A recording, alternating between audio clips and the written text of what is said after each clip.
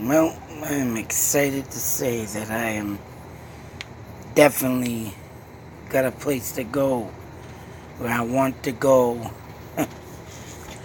And there is a damn path that I can drive into on this one. Oh man, I'm excited. Excited. But here we are back at the Wayland, no, the Sudbury North Cemetery. Which I don't, oh man, I don't know. Yeah, Sudbury. Oh no, this is Wayland, sorry. Wayland. Not only did I find out that this area right here is an old Native American burial ground. I also looked up the Wayland Country Club due to an article talking about, relics found at the North Cemetery. Like I said the other day, this was, found back in the day by this archaeologist or something back in the 80s or early 90s, I believe. And, yeah. It had to have been all in this area right here, right? But I was supposed to look up a bridge and the river, which is not too far from this location. And,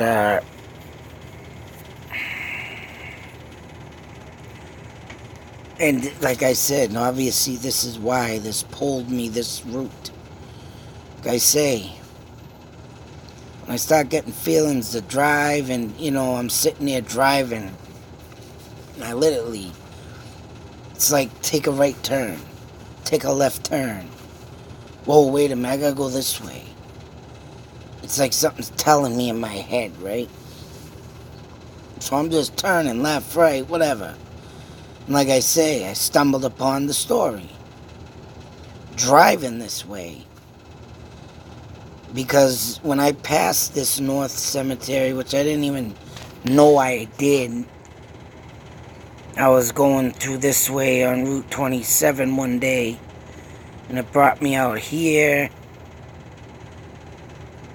Old Connecticut Path. That right there sparked the friggin'. Then I got down here, there's old train tracks that are now walking paths throughout this, that, also. I think this may be it. No, that ain't it. I got pictures of it anyways, but I stopped at this intersection, see the old Connecticut Path. Of course, I see the Cutchuit Road, Indian name. So I said Connecticut Path. Path is, like I said, these routes that were made were Indian trails before they were roads. And that's why they became main routes.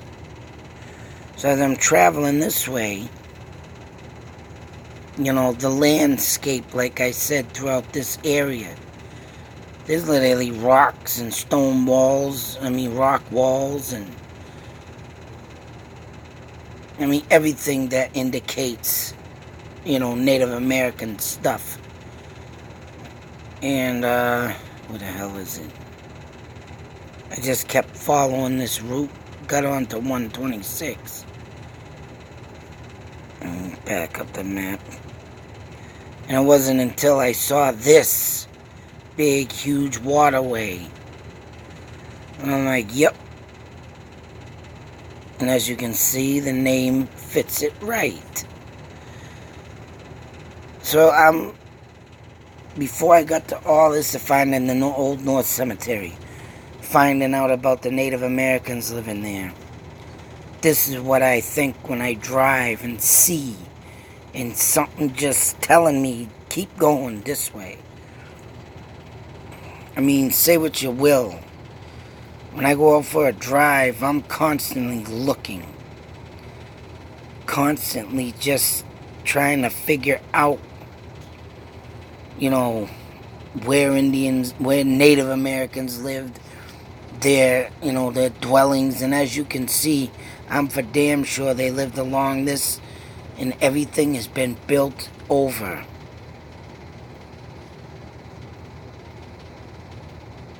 And this leads you into Framingham, right? Route 9, say forth. You can see a reservation trail. I think that's the train tracks that lead. No, that trail there, I don't know. Like I said, there was a trail up here. But like I say, this is what got me thinking. Boom, right? All this area and traveling this. Up here, 27. That's what got me to thinking this has got something to do with Native Americans. So I immediately looked it up in Wayland. And that's when the North Cemetery came up, right? But get this. Not only that now, and in the article, like, they talk about the river, which you can see right along here. There it runs it right through 20. You can see the waterway right there.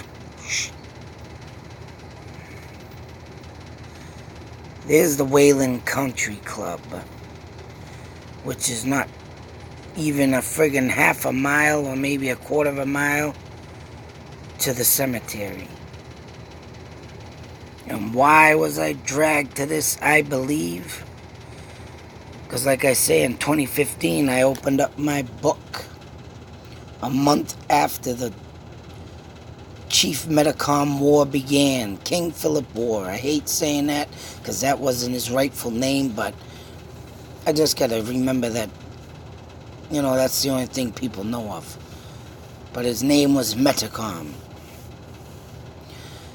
And this was supposedly the last town they hit, Sudbury. I don't know why, but that explains why they have the King Philip Woods. When I drove off from the cemetery and did that little video of driving off from the cemetery, you could see the King Philip Woods. You can see one of the roads you turn off at the historical site of one of the houses they burned. But in this last battle, and due to the fact that the white men had taken pretty much all the cattle from the Indians and probably most likely herded up any wild animal that they could during this war, so Indians wouldn't find no food. And winter was upon them, and they were fighting through rigid cold weathers. Well, not upon them, but winter was on them, I meant to say. That's how they lost the war. Because the white man took over. The white man, probably had people out there herd up what you can, any animal you see, so they can't eat nothing. And that's how they lost. The white man took everything away from the Native Americans, so none of them will get nothing. They pretty much fought in battle up into the point where, right, there was nothing to eat, no supplies were given to them, and they lost the war that way. And that's when Chief Metacom went back to his main homeland in Connecticut, Rhode Island, sorry, at the Mount Hope Farm. And that's where they caught him. But the last battle took place in Sudbury, on the west side of the river. And as you can see, there's the woods. So I'm thinking, the woods that I drove by that day, I didn't know this now. When I read this, it told me about actually I drove up on this, for Christ's sake. King Philip's Woods. But everything I've read in the past didn't say nothing about Sudbury in the last battle. And that's the thing with goddamn Oh man, it drives me nuts. And that's why I document stuff. Because if you read something in the past and then all of a sudden it changes, and then you either get more information or you don't, even in missing person cases. That's when I see something, I say it, and then something was said or not said, and I document it right away. Because you don't know if that stuff is going to end up missing. Yeah, that's right, missing. For some apparent reason, when important stuff comes out, it ends out the door. Or it just comes up automatically and oh, this is new. Why didn't this come up? Maybe something's... Well, all in all, I know something's dragging me. And this also has brought me forth. And due to that, I spent a lot of time in 2015 and 2016 covering this war because I read the book, The Great Powwow, by Sarah Edgecott Sears. And I have the book still in my possession with her signature on it. Very detailed book. In the friggin' museum she built in Harvard, Fruitland Museum, they're saying everything in that book is fake. That's BS, because every frickin' place that I went to is in the book. She did make a fiction thing of how a Native American woman would kill themselves, throwing themselves on the rock, off the rock, like I say in one of my videos, and Native American woman suicide. You go check them out. I explain how they throw themselves off the rock and kill themselves if they're in a bad situation, and that's how they dealt with their depression back in the day, mind you. You know, if anybody back in the day who was depressed more would have been the Native Americans. So, I mean, for that being said, and me being drawn to this kind of stuff, this, right, drew me to it. And as you can see, there's a little pathway here. And they say the battle of this took more on the west side. So now that I did not know the woods here was the last battle of the King Philip War. I mean, I knew of it. I found this place, but like I say, I didn't even read or even heard about that up until now. It's about a wonder why when I drive by these places I get these feelings.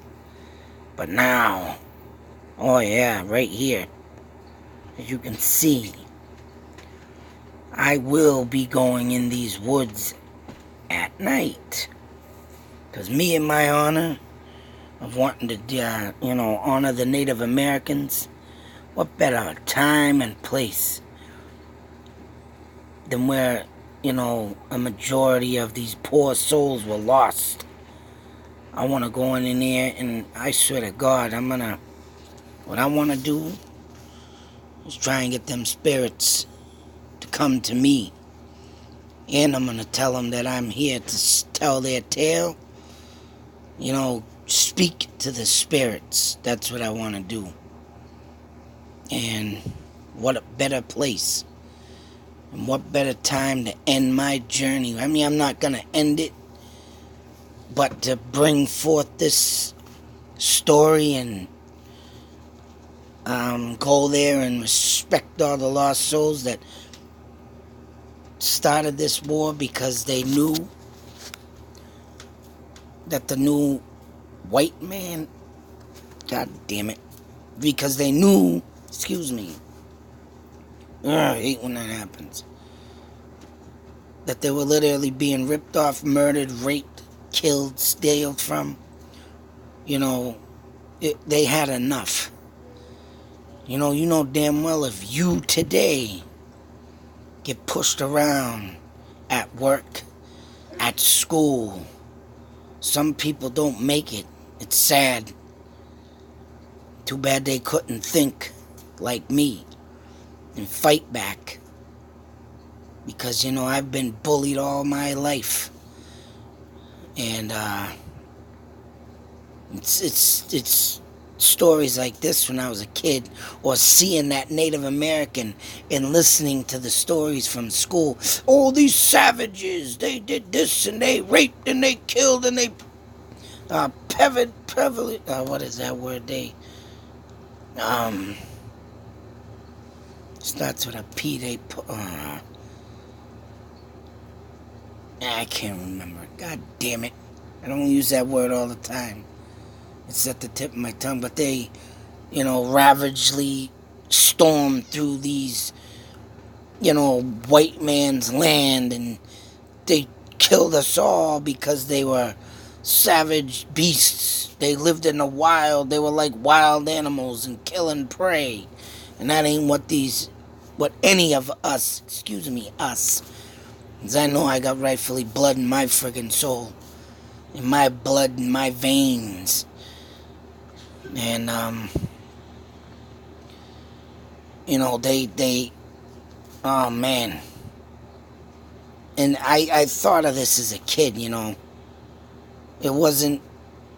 they did not scare me. They did not seem they did any wrong, because I knew there had to be two sides to each story. Even as a kid, I thought there's two sides to each story. And of course, now here I am, figuring it all out. Read that book. I got another one called the White Oak Neighbors. I still gotta go. All about Native Americans. And I haven't got time to read that book, but you know what?